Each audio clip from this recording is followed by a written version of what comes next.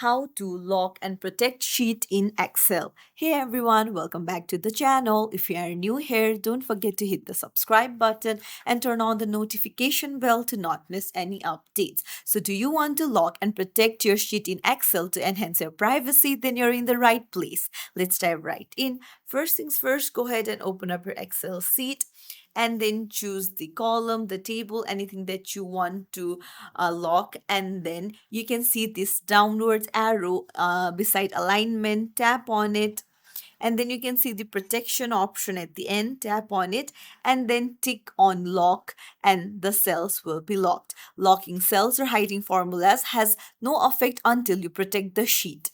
So now once you have done okay, what you need to do is you need to right click on the sheet option below, and then you can see protect sheet option. Tap on it, and now you'll need to enter a password to protect the sheet.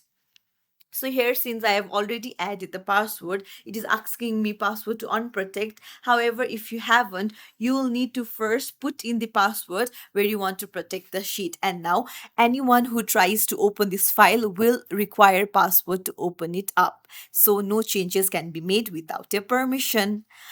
If you found this tutorial helpful, don't forget to like and subscribe to our channel for more tips and tricks. Thank you for watching.